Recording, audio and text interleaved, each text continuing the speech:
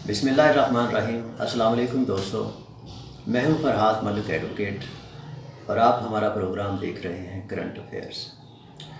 دوستو، آزادی کتنی بڑی نعمت ہے، اس کے بارے میں پوچھیے ان کشمیریوں سے جن کو 75 لاکھ روپے کے عوض بیچ دیا گیا، اور جب کیلکولیشن کی گئی تو پتہ چلا کہ ایک کشمیری کی قیمت صرف 7 روپے تھی۔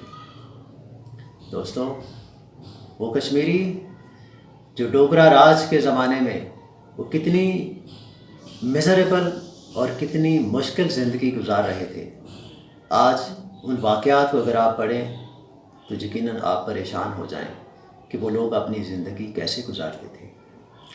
دوستو، جب سردیاں آتی تھیں تو وہ لوگ کشمیر کے اندر مزدوری کرنے کے قابل بھی نہیں رہتے تھے، تو وہ لوگ اپنے گھروں کو چھوڑ کر پنجاب کے میدانی علاقوں میں نکل آتے تھے تاکہ وہ یہاں کوئی مزدوری کر سکے۔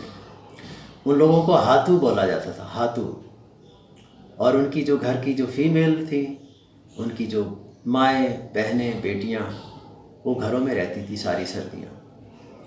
باہر برف باری ہوتی تھی اور وہ بیچاری کڑوا تیل جلا کر دیے کی روشنی میں رات کو بیٹھ کر کے قالین بانی کا کام کرتی تھی، کوئی ٹوکریاں بناتی تھی، وہ اور کڑھائی کا کام کرتی تھی تاکہ وہ 4 پیسے کما سکیں۔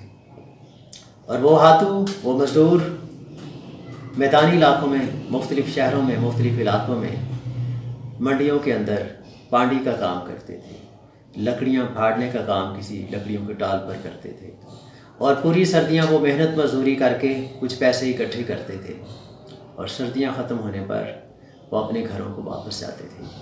اور واپسی کا جو سفر تھا وہ بھی ان کے لیے بڑا تلخ ہوتا تھا۔ وہ پیدل جاتے تھے تاکہ کرائے کے اوپر بھی کچھ پیسے ان کے جو لگنے ہیں وہ بچ جائیں اور وہ اپنے گھروں کو کچھ چیزیں لے کے جا سکیں۔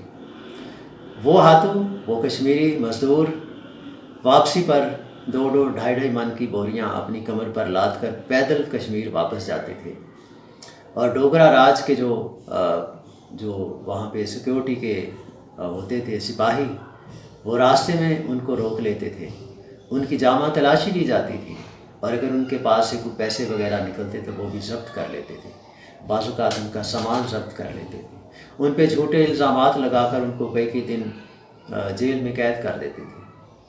تو اتنی مشکل زندگی تھی ان لوگوں کے لیے۔ آپ اندازہ کیجئے کہ کشمیر کا جو مسلمان تھا اس کی زندگی کی قیمت کیا تھی۔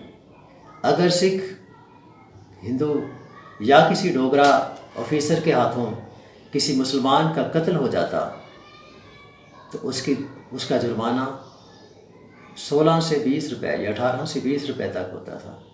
عدالت کے اندر کیس چلتا تھا تو عدالت کے فیصلے کے مطابق 2 روپے مرنے والے کے لواحقین کو دیے جاتے تھے، اور باقی جو پیسے تھے وہ 14 روپے یا 16 روپے یا 18 روپے وہ سرکاری خزانے میں جمع کروا دیے جاتے تھے۔ یہ زندگی کی قیمت تھی ان کشمیری مسلمانوں کی ڈوگرا راج کے اندر۔ اور اس سے بھی زیادہ میزریبل آپ دیکھیے کہ جب کبھی عید کا تہوار آتا تھا، بقرہ عید کا، تو کشمیری مسلمان حکومت کی اجازت کے بغیر ایک بکری بھی ذبح نہیں کر سکتا تھا۔ آپ کو قربانی کے لیے پہلے اجازت لینا پڑتی تھی۔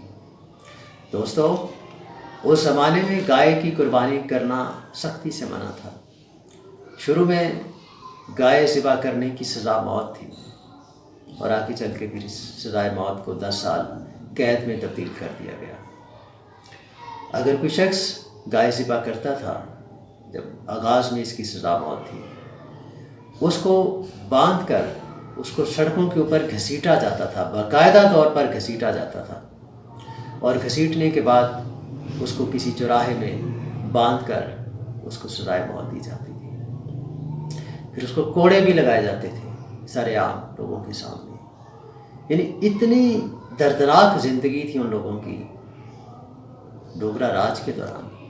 آج جب لوگ یہ بات کرتے ہیں کہ ہم آج بھی غلامی کی زندگی بسر کر رہے ہیں، 73 سال بعد بھی ہم غلاموں جیسی زندگی بسر کر رہے ہیں، تو ہنسی آتی ہے، دکھ ہوتا ہے، افسوس ہوتا ہے ایسے لوگوں کے اوپر کہ غلامی کا لفظ کتنا معمولی بنا دیا ان لوگوں نے۔ ग़ुलामी का पूछना है तो जाके उन कश्मीरियों से पूछिए जिनके आबाओ अजदाद ने कैसी कैसी कुर्बानियाँ दी और कैसी बेबसी और बेचारगी की ज़िंदगी गुजारी उस डोगरा राज के दौरान। ग़ुलामी का मतलब पूछना है तो उनसे पूछिए। ग़ुलामी हमने आपने शायद देखी ही नहीं दोस्तों। ग़ुलामी बड़ी जालिम चीज़ है। ग़ुलामी के बारे में पूछना है तो उन रोहिंग्या मुसलमानों से पूछिए।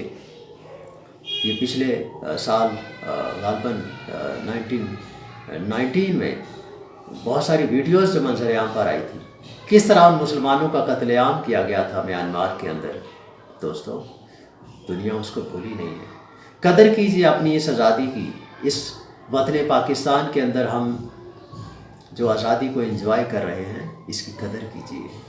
सियासी इख्तलाफात अपनी जगह, लेकिन छोटी छोटी बातों के ऊपर ये कहना कि हम आज भी ग़ुलाम हैं, हमारे ऊपर जो है वो बैरूनी ताकतें मुसल्लत हैं, हुक्मरानी कर रही हैं, तो दोस्तों ऐसा नहीं है। नाशुक्री मत कीजिएगा। हम आज़ाद कौम हैं। हमारे अंदर खामियां, कमियां, कोताहियां हो सकती हैं, सियासी इख्तलाफात हो सकते हैं, लेकिन हम आज़ाद कौम हैं।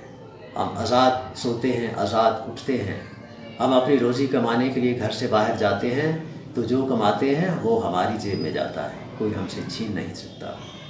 कोई हमारी माँ, बहन, बेटी की तरफ बुरी नज़र से देखता है तो कानून मौजूद है उनको सज़ा देने के लिए। यकीन कीजिए, वो कश्मीरी, वो हाथू, वो बेचारे इन सब किस्म की आज़ादियों से महरूम थे। तो खुदारा इस आज़ादी की कदर कीजिए। शुक्रिया।